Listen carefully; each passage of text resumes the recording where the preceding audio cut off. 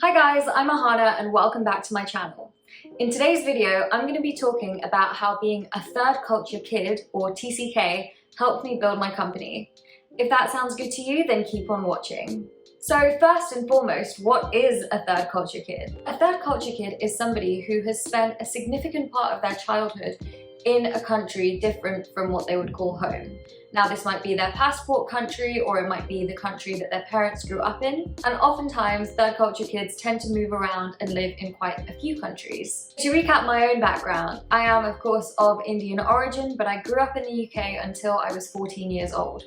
I then moved to New Delhi, India, where I attended an international school, and then when I was 16 I moved to Singapore and spent my last 2 years of school there, also in an international school. And then when I was 18 I came back to the UK and studied at university in London.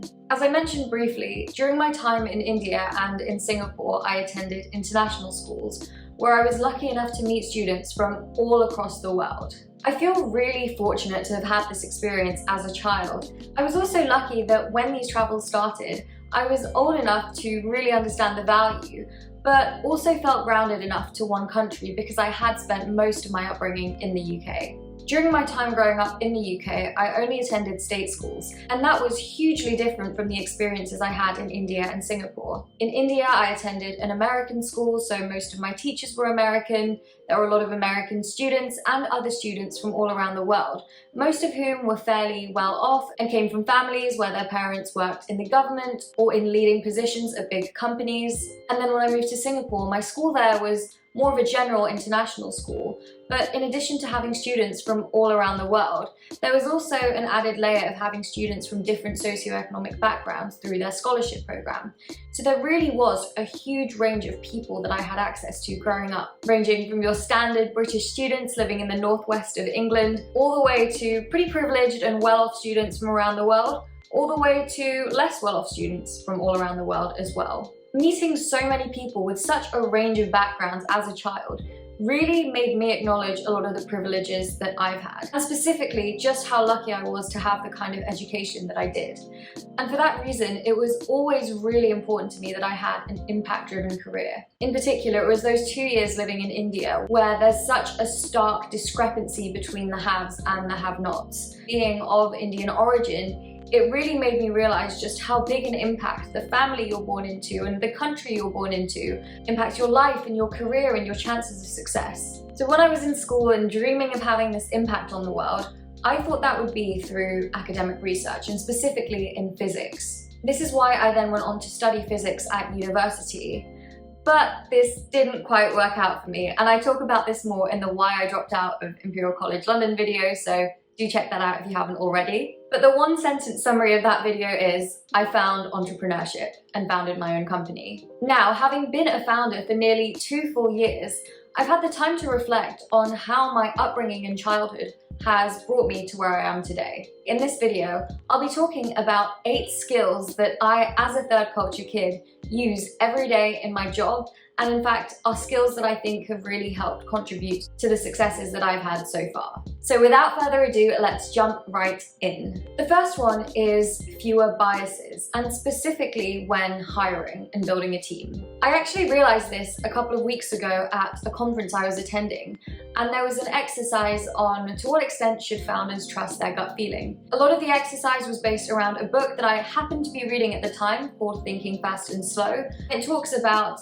different ways of thinking. Thinking fast, things that come to us immediately, and thinking slow, where we actually spend a bit more time thinking about certain things and we're not able to have an automatic reaction. During this exercise, we were made to write out a list of the 10 people in our lives that are closest to us. Who are the people in our closest inner circle? Once we'd identified who these 10 people were, we then had to fill out checkboxes for each of these people for various different demographic data points. For example, gender, race, nationality, education level, ability, sexual orientation. For most of the people in the room who were doing this exercise, it turned out that their innermost circle tended to be quite homogenous. But that wasn't the case for mine. In fact, I was amazed by just how diverse my own inner circle was. And I think that was really because of the way that I've been brought up. The purpose of doing this exercise was meant to be around familiarity bias and how we like what we know and what we're familiar with. And so for most people doing it, who perhaps had been brought up in one kind of an environment, the people that they gravitated most to were a lot like them. This can actually be a bad thing when it comes to being a founder or growing a team, because you want people with different viewpoints and different opinions. We know diversity is a good thing for the workplace, but because of my upbringing as a third culture kid, there's a lot of different things that I can relate to for a really wide range of people, which is perhaps why I'm able to have such a diverse close circle. When it comes to hiring, or even more broadly, just social relationships in general, I'm almost always able to find some common ground because of the range of experiences I had in my formative years. The second point I wanted to discuss is around remote working. Now, the jury's still out there as to whether remote working really is the future, but in my opinion, it certainly is, and at Clear we are a fully remote team. I won't go into the entire remote working debate in this video. If that's something you're interested in, comment down below and I'm happy to make a separate video on that topic. But the point here is, if you can work remotely, there's a lot of benefits, such as more time for the people around you or for your own self-care, not having to waste time commuting. And from a management perspective, you're spending less money because you don't need an office. Now, the downsides that are often talked about remote working are the relationships and the human touch. But what I find really interesting about remote working is, for third culture kids, long before the pandemic were we maintaining and building relationships remotely. When you move from one side of the globe to the other, your only choice to maintain your relationships is through video call. And there's times when I have been on the other side of the world to my friends and family. But my relationships didn't suffer because of it. Now, as an adult working remotely, because I almost had that training during those years to be able to communicate and build and keep strong relationships over a video call, that's something that I really feel has enabled me with this added skill of being able to work well in a remote environment. In some way, remote working is kind of like maintaining a long-distance relationship. It's not for everyone, but it most certainly can work. The next point is somewhat related and is all around adaptability. When you move countries or continents as a child, everything changes. What you eat, your lifestyle habits, your school, your curriculum, your teachers, your friends, how you spend your time outside of school, what you're able to do, the laws, the social norms. There are lots of big changes. In my job as a founder now, things can also change really quickly, and being adaptable is a competitive advantage. If you can adjust and adapt to changing circumstances, that's an incredibly important skill to have. It also means that you're not fazed that easily by change, and you're open to new ways of doing things. Taking this adaptability point one step further, as a founder, you often have to wear a lot of hats, especially in the early days. In my job as a founder, there have been so many different phases where I've had to adapt. For example, there have been times when all I did was write code, or talk to users, or do marketing work, making TikToks, coming up with strategies,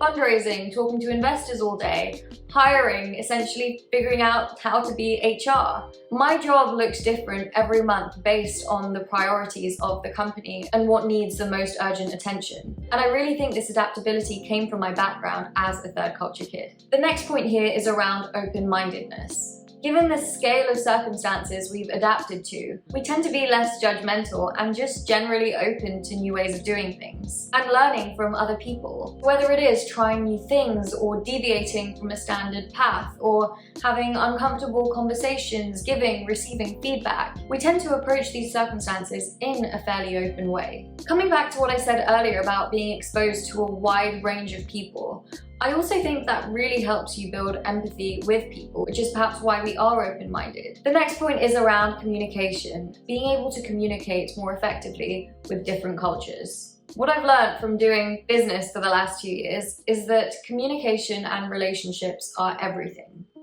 Every decision that gets made is by a person, and whether they will make that decision or not is down to how you communicate with them. If you're equipped with the skills to communicate with a wider range of nationalities and cultures, that's a competitive advantage in the workplace. Having had that exposure to different cultures early on means that you already understand some of the subtleties in different types of cultures. Some cultures are more direct and forthcoming, others are more reserved, some are more hierarchical in terms of age or position. When it comes to handling business negotiations, if you understand how a certain culture operates, you can adjust your behavior accordingly in order to maximize the outcome for you and your own company. The sixth point I wanted to cover, which is maybe a little more nuanced, is around understanding that identity is complex. Something people often talk about as being a downside of being a third culture kid is a lack of identity, or at least some confusion around your own identity. And it's kind of understandable if during your formative years you have spent time with vastly different cultures. But I think as a founder, this is a really nice thing to embrace. Sometimes the story and your identity isn't simple. Thinking about branding is so important for companies, and especially in the D2C business, which my company Clear operates in. You've likely already spent time thinking about identity. The next point is maybe more tangible, but it's that you have a really wide network.